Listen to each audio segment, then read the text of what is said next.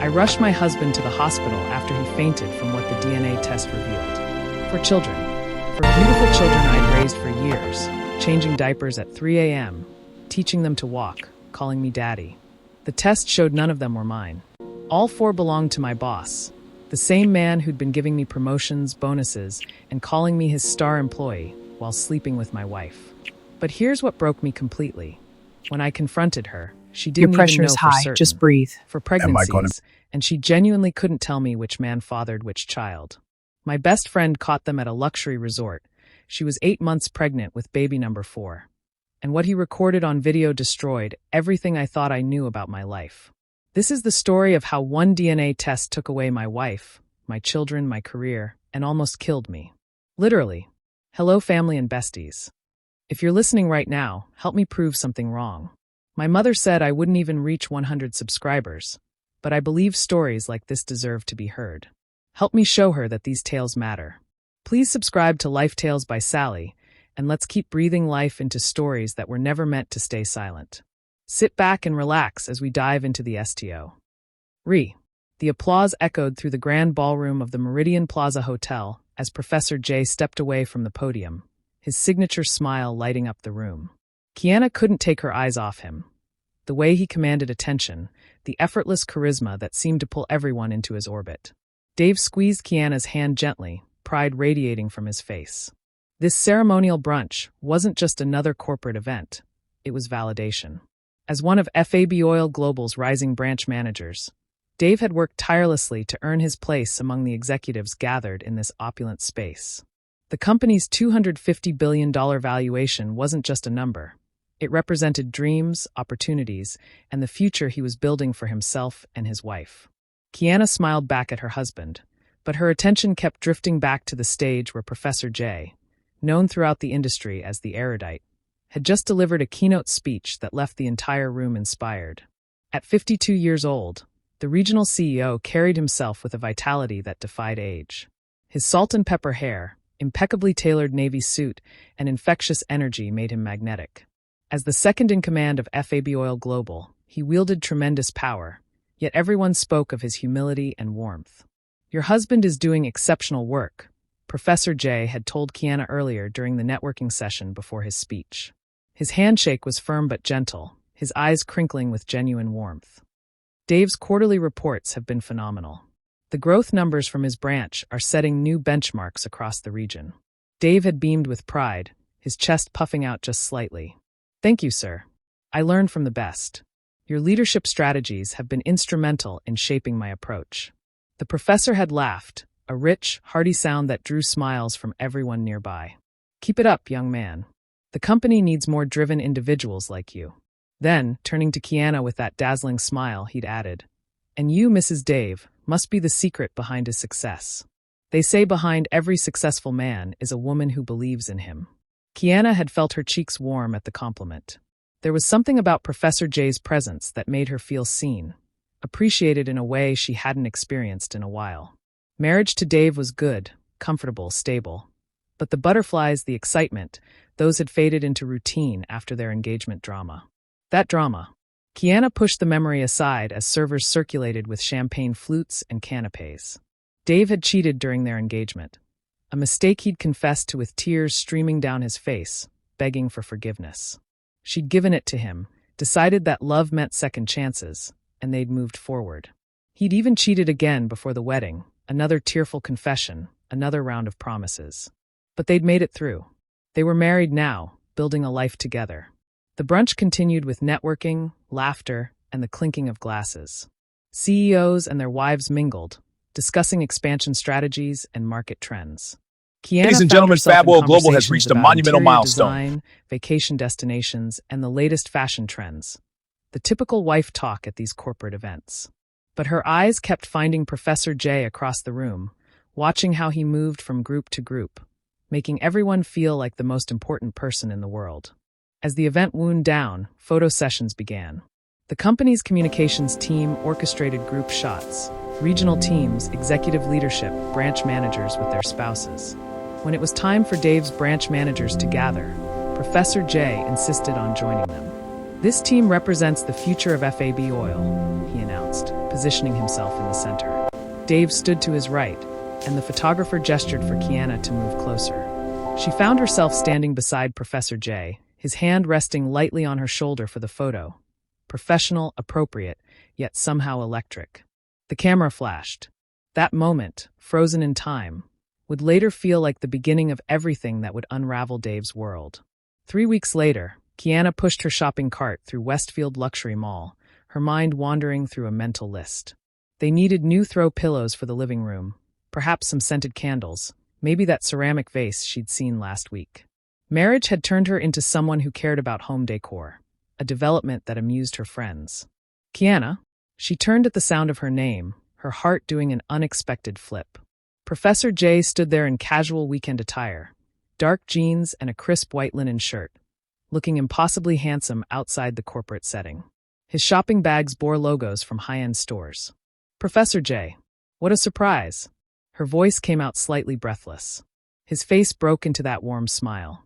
Please, when we're not in the office, call me Jay. I do my monthly shopping here. The boutiques carry items you can't find anywhere else. He gestured at her cart. Settling into married life, I see? They fell into easy conversation, strolling through the mall together. Jay asked about her interests, her background, her dreams beyond being a branch manager's wife. He listened, really listened, in a way that made Kiyanna feel like she was fascinating. When they reached the checkout, he waved away her protests and handed his Black American Express card to the cashier. Please, I insist. Consider it a thank you gift for Dave's outstanding performance. His last quarter results were exceptional. Beat his targets by 37%. That kind of dedication deserves recognition. Kiyanna's purchases totaled over $1,500. The cashier processed the transaction without blinking. As they walked toward the exit, Jay reached into his wallet and handed her an envelope. This is from me personally, he said quietly. A small token of appreciation. Dave is helping build something remarkable, and I know strong marriages are the foundation of strong careers. Treat yourself to something special. Inside the envelope, Kiyanna later discovered $5,000 in crisp $100 bills. That evening, she showed Dave the purchases, gushing about running into Professor J. Dave's face lit up with pride and gratitude. He paid for everything and gave you money. Open it. Kiyanna, this is beautiful. Huge. For you. This means he really values my work. This could mean a promotion, maybe even a regional position in the next year or two. He pulled her into his arms, kissing her forehead. We're on our way up, baby. Everything we've dreamed about is coming true. Kiyanna hugged him back, but her mind lingered on the way Jay's eyes had crinkled when he smiled at her, the subtle scent of his cologne, the warmth in his voice when he'd said, "Treat yourself to something special." The text started innocently enough. Jay, hope you enjoyed your purchases. You have excellent taste. Kiyanna, thank you again. Dave was so thrilled when I told him. You're very generous. Jay, generosity is easy when recognizing genuine quality, in work ethic and in people. The messages came sporadically at first, comments about art exhibits, book recommendations, thoughts on current events. Jay never mentioned work. These conversations existed in a separate space, intellectual and engaging. Kiyanna found herself checking her phone more frequently, feeling a little thrill when his name appeared on her screen. Jay, there's a new gallery opening downtown next Thursday. Fascinating contemporary African art. Would you be interested? I find these events more enjoyable with good company. Kiyanna's fingers hovered over the keyboard. This was innocent, wasn't it? Art appreciation, cultural enrichment. Dave worked late on Thursdays anyway. Kiyanna, I'd love to. What time? The gallery was intimate, sophisticated, filled with vibrant colors and bold statements. Jay moved through the space with the confidence of someone comfortable in any environment, offering insights about the artists, the cultural contexts, the technical mastery. He bought her a catalog and insisted on dinner afterward at a quiet French bistro. Over cocoa vin and Bordeaux, the conversation deepened. Jay spoke about his late wife, a love story cut short by cancer 7 years ago.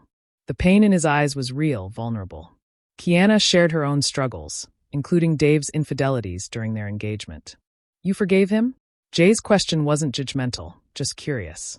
I loved him. Love means giving second chances, right? Jay reached across the table, his hand covering hers for just a moment. You have a beautiful heart, Kiyanna. But remember, you deserve someone who cherishes it properly. The touch lingered in her mind long after they'd parted ways. The affair began 6 weeks after the brunch, in a luxury suite at the Sterling Hotel. Kiyanna told herself she'd just meet Jay for coffee, just talk, just enjoy his company for an hour. But when he'd suggested going somewhere more private, somewhere they could talk without interruption, she'd agreed. Her heart had pounded in the elevator, her conscience screaming warnings she chose to ignore. When Jay kissed her, it felt like falling and flying simultaneously. The sex was passionate, intense, filled with an urgency that Dave had never ignited in her. Afterward, lying in Egyptian cotton sheets, Jay traced patterns on her shoulder and whispered, "You're extraordinary. I've never met anyone like you." The guilt came in waves, but so did the rationalization. Dave had cheated twice. Didn't she deserve happiness too? Didn't she deserve to feel desired, cherished, alive? The affair intensified rapidly. They met twice a week, sometimes more. Jay was careful, discreet, always booking rooms in hotels across town, always paying cash. He showered her with attention, gifts, and words that made her feel like the center of the universe. 2 months into the affair, Kiyanna's period didn't come. She stared at the pregnancy test in the hotel bathroom, her hands shaking. 2 pink lines. Pregnant. She'd been so caught up in the passion, the excitement, that protection had become an afterthought. Jay knocked softly on the door. "Everything okay?" When she emerged, tears streaming down her face, he pulled her close. "What's wrong, sweetheart?" "I'm pregnant." The words came out as a whisper. She felt his body tense, then relax. He tilted her face up to meet his eyes. "And Dave, we still sometimes." The truth was, maintaining intimacy with Dave provided cover, made everything seem normal. Jay kissed her forehead. "Then this is a blessing. Dave will never know. You'll give him the family he wants, and we'll continue to have what we have. This doesn't change anything between us." The coldness of it should have alarmed her. Instead, Kiyanna felt relief. She could have both, the security of marriage and the passion of her affair. When she told Dave she was pregnant, his joy was almost painful to witness. He'd lifted her off the ground, spinning her around, laughing and crying simultaneously. "We're going to be parents. Kiyanna, this is everything I've ever wanted." He immediately began planning, converting the spare room into a nursery, researching the best pediatricians, buying pregnancy books. His devotion, his excitement, should have triggered her conscience. Instead, it made continuing the affair easier. Dave was happy. She was happy. Professor Jay was happy. Nobody was getting hurt. Except everyone was. They just didn't know it yet. Throughout the pregnancy, Kiyanna maintained both relationships. Jay attended her ultrasounds via video calls, his face lighting up when he saw the grainy images. Twins, the technician had announced at the 20-week scan. 2 beautiful girls. Dave had been ecstatic, immediately doubling his preparations, his dreams expanding. Jay had sent Kiyanna a diamond tennis bracelet with a note. "For the mother of my daughters. You're giving me a second chance at fatherhood." The twins arrived on a rainy Tuesday morning. Look at them, so perfect. Our little miracles. I love you. I love you too. Dave This is saw none of everything. it, blinded by joy and love. He named them Aria and Harmony, spent hours holding them, singing to them, promising them the world. Professor Jay visited the hospital as Dave's boss, bringing an enormous flower arrangement and a generous check. "For the education fund," he'd said, shaking Dave's hand while his eyes lingered on Kiyanna and the babies that were truly his. The deception had become their reality. And it was only just beginning. The first year of the twins' lives passed in a blur of sleepless nights, diaper changes, and the careful choreography of maintaining 2 separate realities. Kiyanna had become an expert at compartmentalization.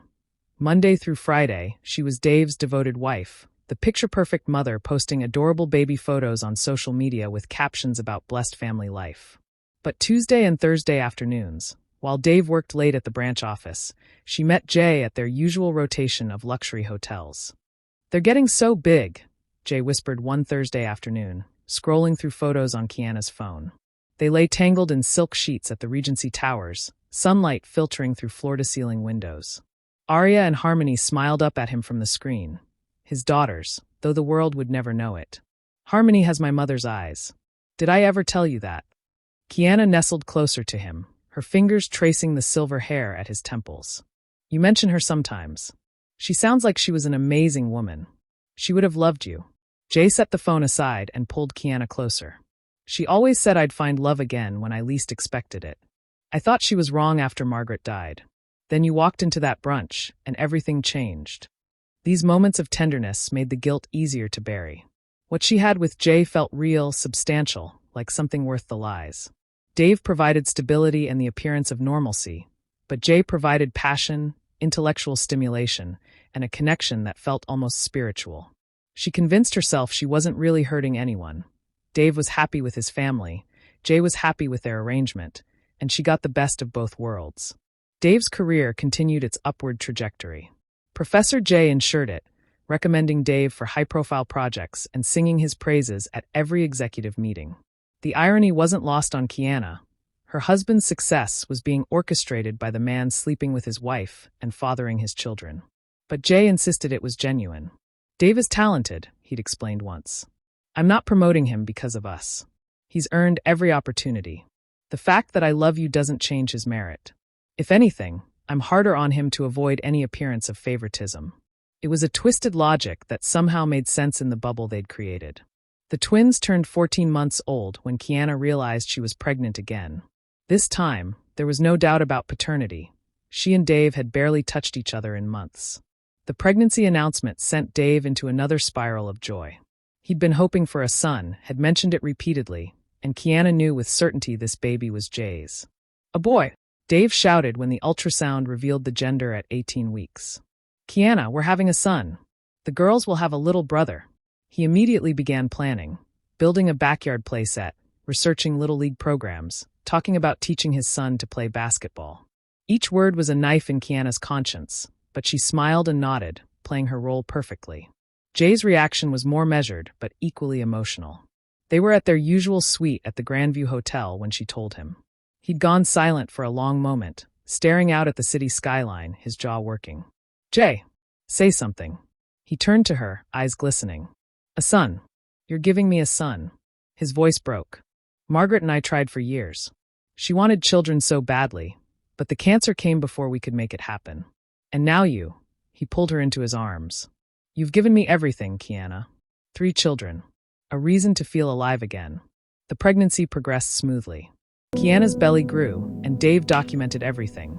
Weekly photos, ultrasound printouts, a journal of letters to his unborn son. He worked even harder, driven by the desire to provide for his expanding family. The promotion to senior branch manager came with a 40% salary increase, and Dave immediately began house hunting. We need more space, he insisted, showing Kiyanna listings for 4-bedroom houses in upscale neighborhoods. The twins are growing, and with the baby coming, we'll need a bigger place. I want a yard where the kids can play, maybe a pool. Professor Jay helped make it happen.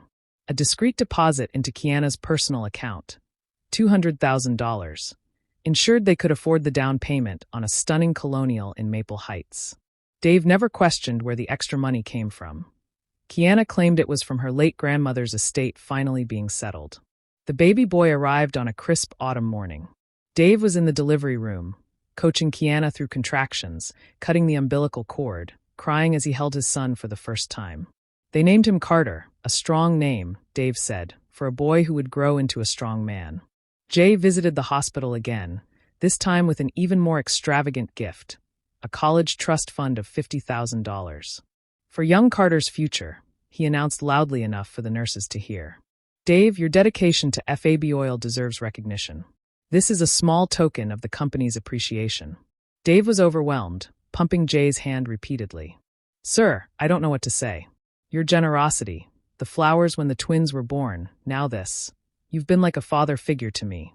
Kiyanna watched the 2 men, her husband and her lover, the man raising her children and the man who'd fathered them, and felt something crack inside her chest.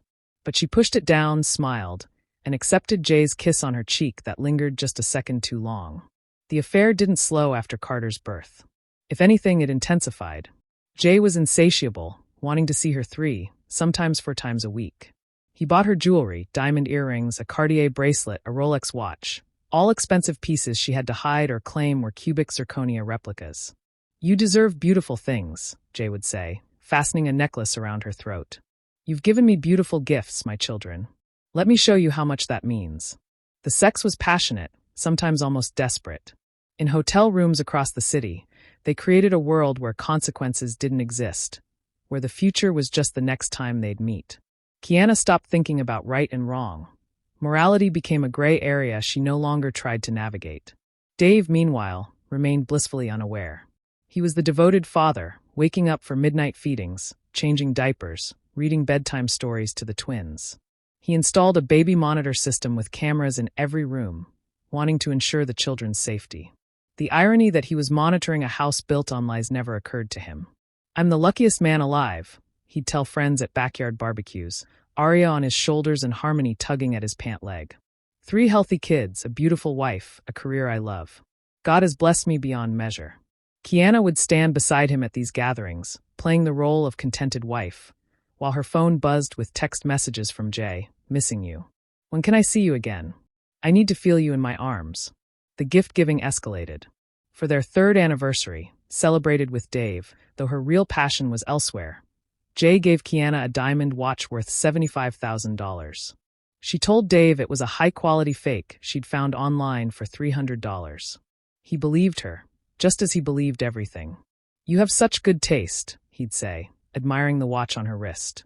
"Even the knockoffs look expensive on you." She smiled and kissed his cheek, hating herself and not hating herself simultaneously. The children grew. Arya and Harmony developed distinct personalities. Arya was outgoing and fearless, while Harmony was thoughtful and gentle. Carter was a happy baby who smiled constantly, and Dave swore he had his grandfather's temperament. In reality, Carter had Jay's easygoing nature, his quick smile, his ability to charm everyone around him. Jay saw his children only at carefully orchestrated company events or during brief chance encounters at public places. He'd ruffle their hair, compliment Dave on what great kids he was raising, and slip Kiyanna knowing glances that made her heart race. "Don't they deserve to know their real father?" Jay asked once, during a rare moment of vulnerability.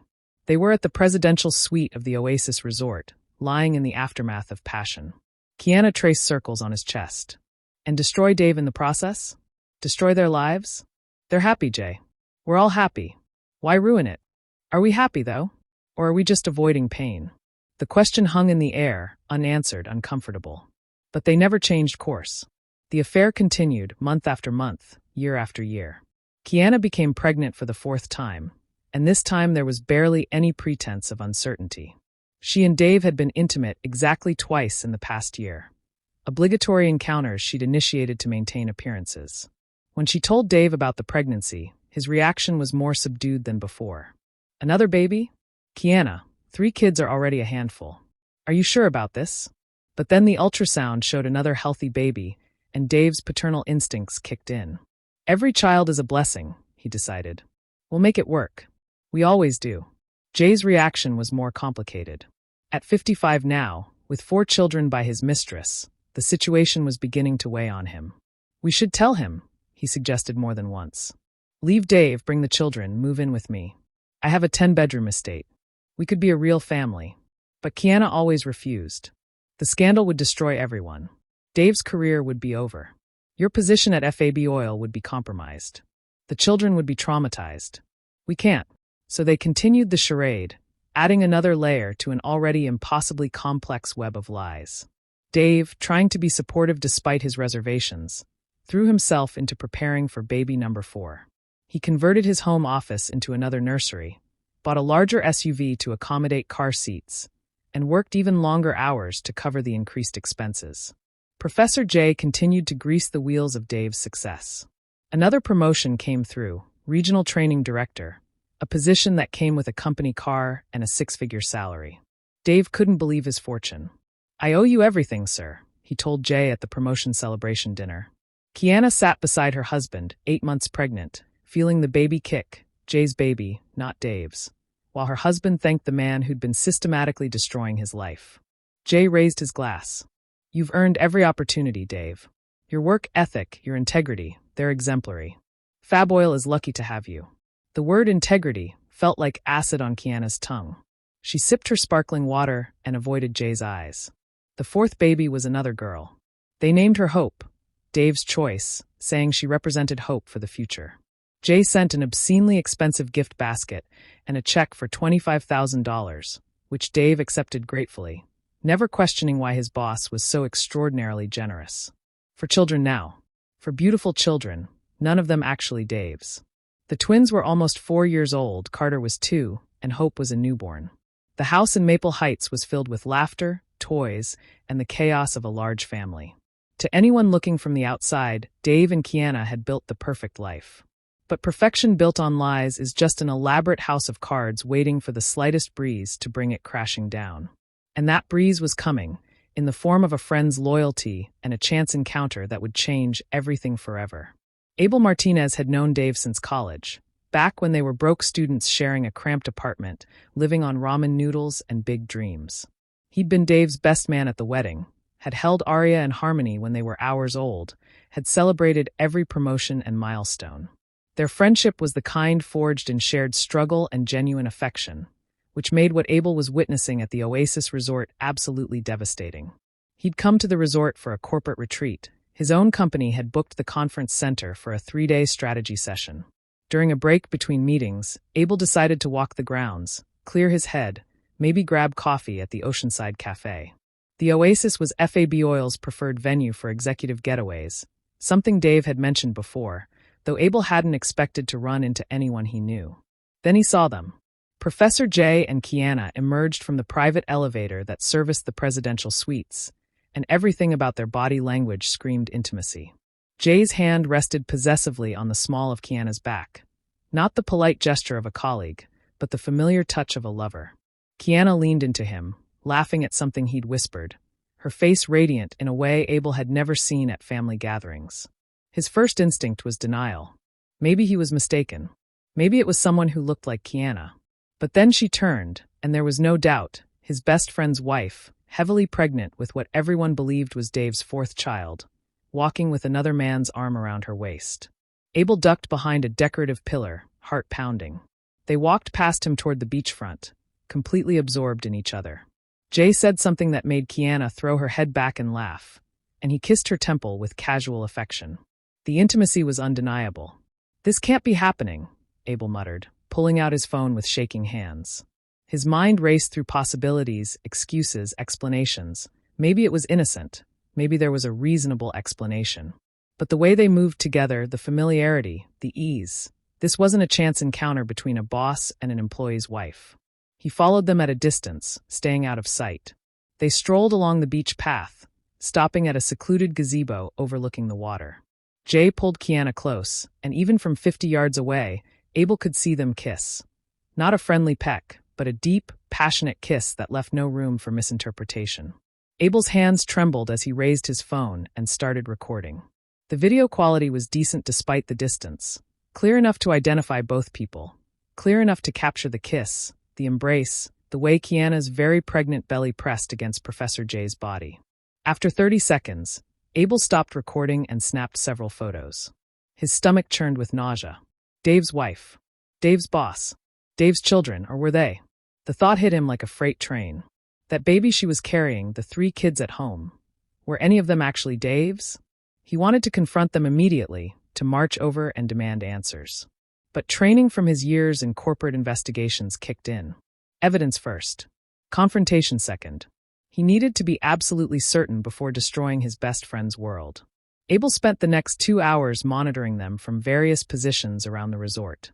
He watched them have lunch at the Oceanside restaurant, sharing food off each other's plates like longtime lovers. He captured more photos. Jay feeding Kiyanna a strawberry, Kiyanna resting her hand on Jay's thigh under the table, both of them looking at something on Jay's phone and laughing together. The evidence was overwhelming, irrefutable, and absolutely devastating. That evening, alone in his hotel room, Abel paced for hours. The photos and video felt like grenades in his pocket. Should he tell Dave immediately? Wait and gather more evidence? Confront Kiyanna first? Every option felt like choosing which way to destroy his best friend's life.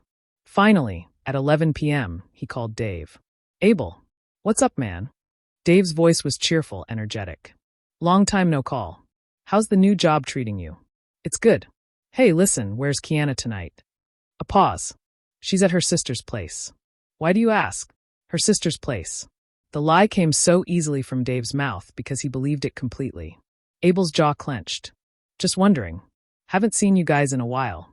How are the kids?" They talked for 15 minutes.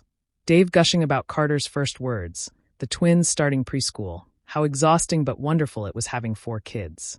Every word was another knife in Abel's chest because he knew what he had to do, and it was going to annihilate everything Dave believed about his life.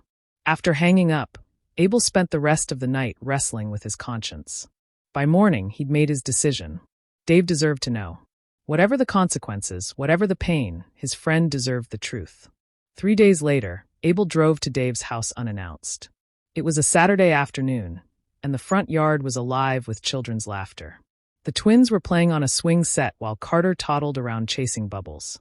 Dave stood nearby, looking every bit the proud father, with baby Hope strapped to his chest in a carrier. "Abel, brother, this is a surprise." Dave's face lit up. He embraced Abel with his free arm, careful not to jostle the sleeping baby. "Kids, come say hi to Uncle Abel." Arya and Harmony ran over, their faces, so clearly resembling someone else once you looked closely, breaking into smiles. Carter followed, grabbing onto Abel's leg. The scene was so perfect, so wholesome, that Abel almost turned around and left. "Almost. Can we talk inside? Just for a few minutes." Dave's smile faltered at Abel's serious tone. "Sure, man. Everything okay?" He called to Kiyanna, who appeared on the porch. "Babe, can you watch the kids? Abel and I need to chat." Kiyanna's eyes met Abel's, and for a fraction of a second, he saw something flash across her face. Recognition? Fear. It vanished quickly, replaced by a warm smile. "Of course. Hi, Abel. We should have you over for dinner soon." "Yeah," Abel said flatly. "Maybe." Inside, Dave offered beer, snacks, the usual hospitality. Abel refused everything. They sat in the living room, surrounded by family photos, wedding pictures, baby photos, Christmas cards. Every image a monument to a lie. "Dave, I need to ask you something, and I need you to be honest. When's the last time Kiyanna went to visit her sister?" Dave blinked, confused. "Her sister? Wednesday night. She stayed over, came back Thursday morning." "Why? And she's been making trips like that regularly? Overnight visits, afternoon outings, that kind of thing?" "I mean, yeah. She and her sister are close. They get together every week or so." Dave's confusion was morphing into concern. "Abel, what's going on? You're scaring me." Abel pulled out his phone, his hands shaking slightly. "What I'm about to show you is going to hurt. It's going to hurt worse than anything you've ever experienced. But you need to see it because you deserve to know the truth." "Truth about what?" Dave's voice rose. "What are you talking about? I was at the Oasis Resort on Wednesday for a work retreat. I saw Kiyanna there." Abel pulled up the first photo. Kiyanna and Professor J emerging from the private elevator. She wasn't with her sister. Dave stared at the image, his face draining of color. That's Professor J. From work. He was probably there for a conference or something. Maybe they ran into each other. Abel swiped to the next photo, the two of them walking arm in arm. Then the next, the kiss at the gazebo. Then he played the video, volume low, showing 30 seconds of passionate embrace. "No." Dave's voice was barely a whisper. "No, that's not. There has to be an explanation. Maybe it's not her. Maybe. It's her, Dave. I watched them for 2 hours. Had lunch together, walked the beach, acted like a couple." Abel hated every word he was speaking. "I'm so sorry, brother. But you needed to know." Dave stood abruptly, nearly knocking over the coffee table. His face had gone from pale to red, his hands shaking. "This doesn't make sense. Professor J is my boss. He's been nothing but good to us. The gifts, the promotions, the money, he's been like a mentor. Think about those gifts, Dave. Think about how generous they've been. The college funds, the cash, the promotions. Does that seem normal for a boss-employee relationship?" The implication hung in the air like poison gas. Dave's eyes widened as the pieces started falling into place, pieces he'd never thought to examine before. "The kids," he whispered. "Oh God, the kids." "I don't know for sure," Abel said gently. "But you should find out. For your own peace of mind, you need to know." Dave sank back onto the couch, his whole body trembling. "For years. The twins are 4 years old. If this has been going on that long," his voice broke. None of them are mine. You don't know that yet. But Dave, you need to talk to Kiyanna. Ask her directly. See what she says." As if summoned by the mention of her name, the front door opened. Kiyanna's voice called out, "Dave? Carter needs a diaper change. Can you?" She stopped in the doorway of the living room, seeing both men's faces. "What's wrong?" Dave stood slowly, his phone clutched in his hand. Look at this. His happening voice was now. eerily What? calm. Oh my God, this Where were can't you be Wednesday real. We have to go. Now, I hey, told let's you all at just my calm down. sister's. Don't lie to me. The explosion of anger made Kiyanna jump. Where were you really? Her face went white. I was at my sister's. Why are you? Dave thrust his phone at her, showing the photos. Then explain this. Explain why Abel saw you at the Oasis Resort with Professor J. Explain why you're kissing him.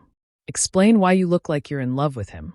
Kiyanna's mouth opened and closed, no sound coming out. Abel watched her face cycle through expressions: shock, fear, calculation. Then, surprisingly, anger. You had me followed. You sent your friend to spy on me. I didn't send anyone. Dave roared. He was there for work and saw you by accident. Don't you dare try to turn this around. Tell me the truth. Are you having an affair with Professor J? It's not what it looks like. It looks like you're pregnant with another man's baby. It looks like you've been cheating on me. So tell me, Kiyanna, what is it really? The silence stretched unbearably. Abel wanted to disappear, to not witness this moment of total destruction. Kiyanna's eyes filled with tears, but she said nothing. How long? Dave's voice cracked. How long has this been going on? More silence. The kids. Dave's voice dropped to a whisper. Are they mine? Any of them? Kiyanna's face crumpled, and she sank to her knees, sobbing. I'm sorry. I'm so sorry. It just happened. I didn't mean for any of this. Answer the question. Dave screamed. Are my children actually mine? I don't know, she sobbed. I don't know. The world seemed to tilt. Abel reached out to steady Dave, who looked like he might collapse. For children. For beautiful children playing in the backyard. And their mother didn't even know if any of them belonged to the man who'd been raising them. Dave's legs gave out, and he sat heavily on the floor. DNA test. We're getting DNA tests. For all of them. Today. Right now. Dave, please. Get out. His voice was flat, emotionless. Get out of my house. Go to him. Go to Professor J. I don't want to look at you right now. This is my house too. Those are my children. Are they? Dave looked up at her, tears streaming down his face. Are they your children with me, or your children with him? Because I apparently have no idea anymore. Abel stepped forward. Kiyanna, maybe you should give him some space. Just for tonight. Let everyone calm down. She looked between the two men, mascara running down her cheeks, her pregnant belly a visible reminder of the betrayal. Finally, she grabbed her purse and keys and fled, the door slamming behind her. In the backyard, the children continued playing, oblivious to the fact that their entire world had just shattered. Dave sat on the floor of his living room, surrounded by family photos that might all be lies, and wept like a broken man. Because that's exactly what he was.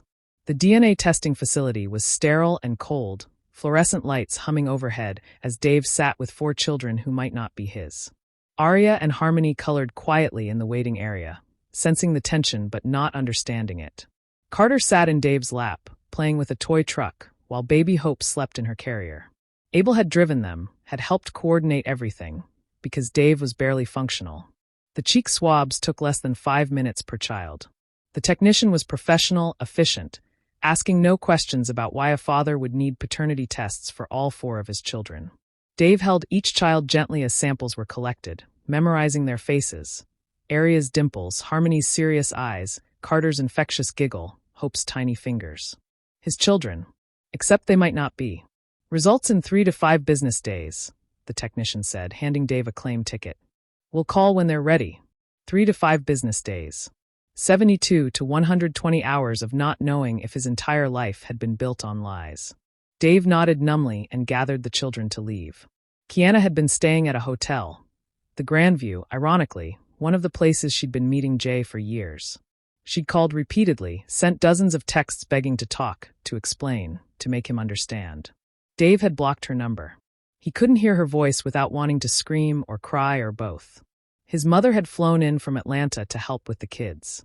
Margaret Hayes was a strong woman who'd raised 3 sons alone after Dave's father died, and she took one look at her son's hollow eyes and knew better than to ask questions.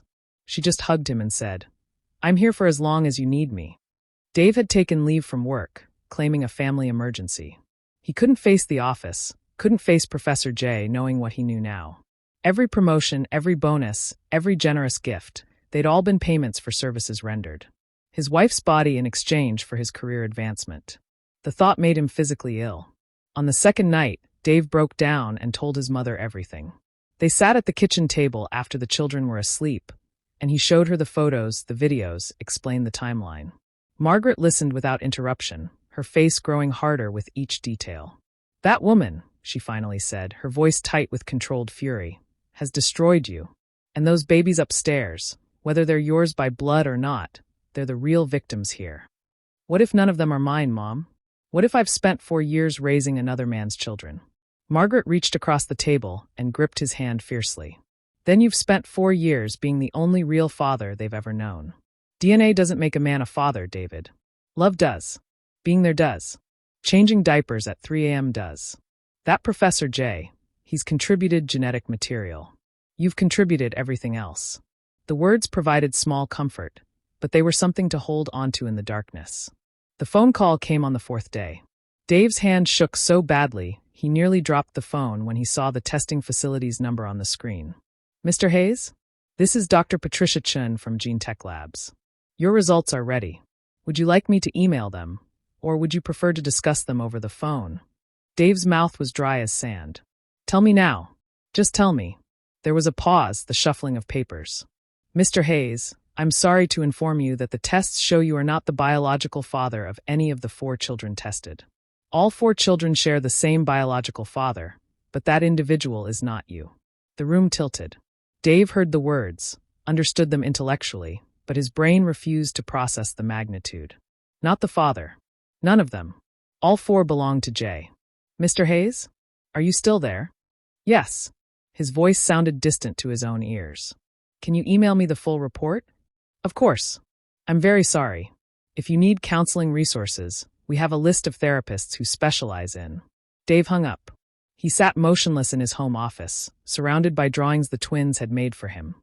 Pictures labeled "I love Daddy" in crayon. Carter's first shoes sat on the shelf, bronzed and mounted. Hope's hospital bracelet from when she was born. For years of memories, of love, of believing he was building a family. All of it built on lies. His mother found him an hour later, still sitting in the same position, staring at nothing. She didn't ask. The look on his face told her everything.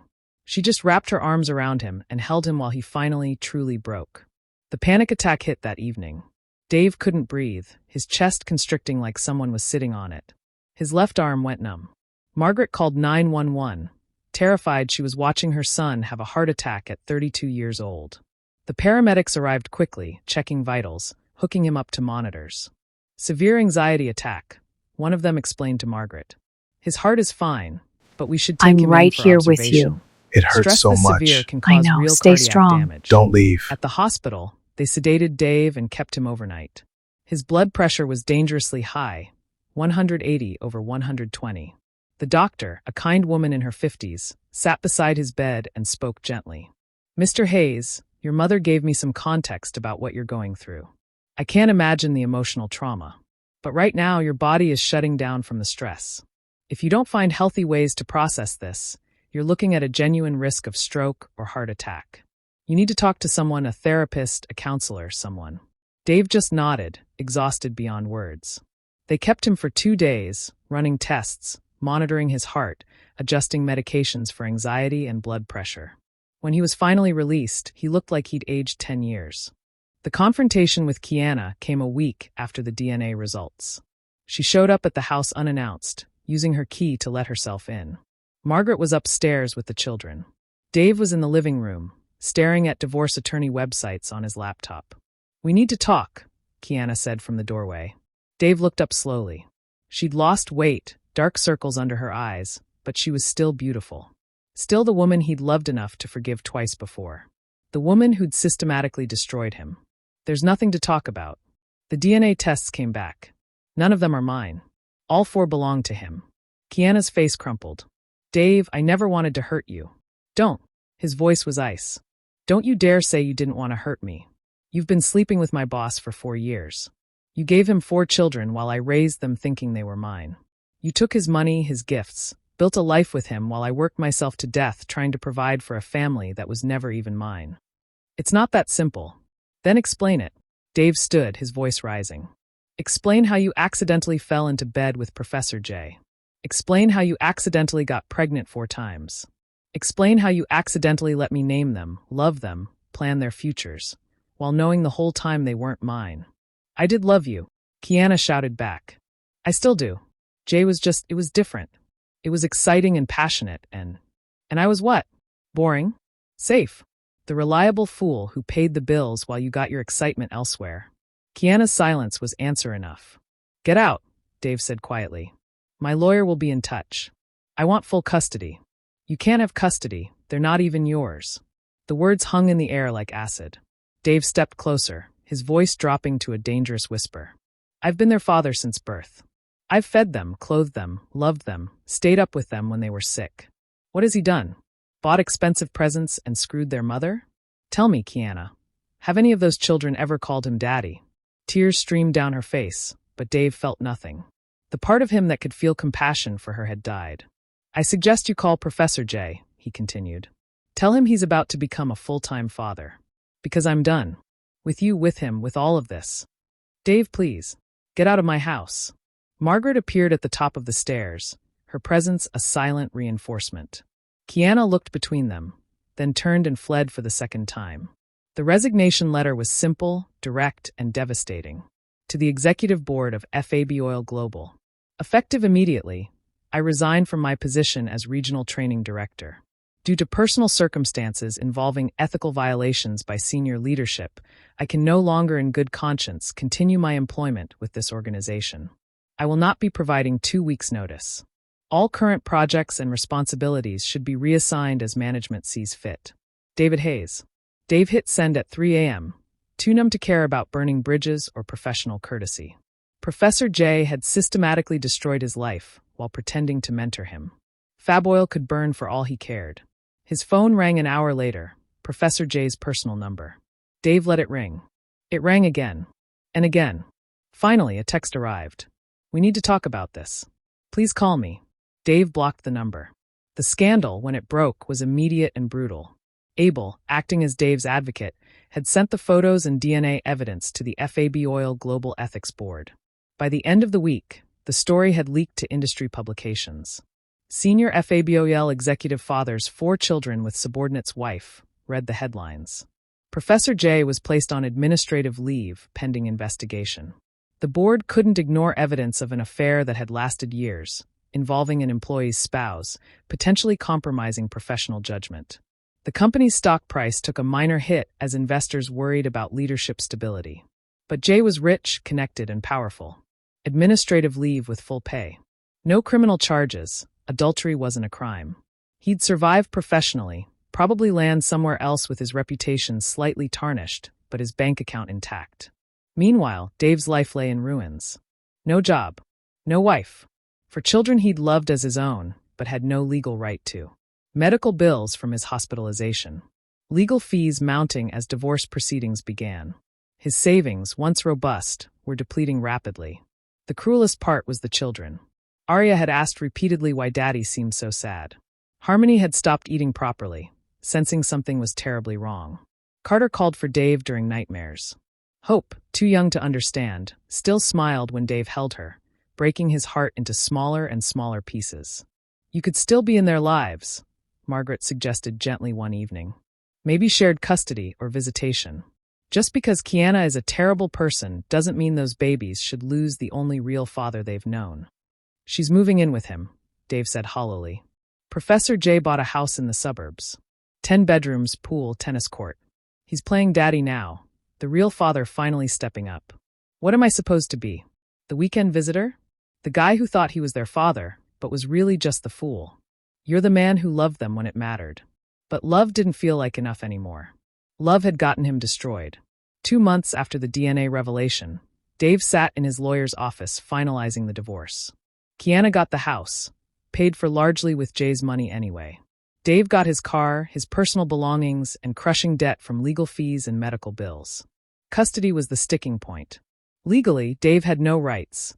He wasn't the biological father, and he and Kiyanna had never adopted through any formal process that would establish parental rights independent of biology. The best his lawyer could negotiate was voluntary visitation, dependent entirely on Kiyanna's cooperation. She might allow it, his attorney, a sharp woman named Patricia Rodriguez, said carefully. especially if Professor J wants to avoid more negative publicity. Letting you see the kids occasionally makes everyone look better. I don't want occasional, Dave said. I want my children. They're not legally your children, Mr. Hayes. I'm sorry, but that's the reality. Reality. For years of raising children who weren't his. For years of being used and manipulated. For years of his boss laughing at him behind his back while sleeping with his wife and fathering his children. That was reality. The day the divorce was finalized, Dave drove by the house in Maple Heights, his former home, now occupied by Kiyanna until the sale went through. The twins' bikes were in the driveway. Carter's sandbox sat in the backyard. The basketball hoop he'd installed was still mounted above the garage door. A moving truck was there. Kiyanna was relocating to Jay's estate. Dave watched from down the street as movers loaded furniture, boxes, the children's toys. He saw Arya and Harmony holding hands as they walked to Kiyanna's car, the Toyota RAV4 he'd bought as a push gift after the twins were born. Professor J pulled up in his Mercedes, greeting Kiyanna with a kiss. He picked up Carter, swinging the little boy around. Hope was already in a car seat in his vehicle. They were playing house now, the happy family, while Dave watched from a distance like a ghost haunting his former life. He'd lost everything. His wife, his children, his job, his home, his health, his faith in humanity. The betrayal was so complete, so thorough, that sometimes Dave wondered if he'd imagined the happy years. Maybe it had all been fake from the beginning. His phone buzzed, a text from an unknown number. The kids ask about you. Arya wants to know when you're coming back. K. Dave stared at the message for a long time. Then he deleted it, started his car, and drove away from Maple Heights for the last time. Some betrayals are too deep to forgive. Some wounds never heal. And sometimes the only way to survive is to walk away from everything you loved, even knowing it will haunt you forever. Dave drove until the sunset faded to darkness, until the city lights became distant specks, until he could no longer see the life that should have been his in the rearview mirror. Moral lesson. Sometimes the hardest truth to accept is that love alone cannot protect us from betrayal. Dave's story reminds us that forgiveness without genuine change only enables deeper hurt, and that trust, once shattered, leaves scars that reshape everything. Yet even in devastating loss, there remains a quiet strength in choosing truth over comfortable lies. Real healing begins not in holding on to what's gone, but in honoring the love we gave, even when it wasn't returned the way we deserved. The children may never know the sacrifice of the man who loved them first, but his devotion was real, and that matters. Sometimes walking away is the only way to reclaim yourself. If you enjoyed this story, don't forget to like, subscribe, share it with your friends, and tell us what you learned in the comments below.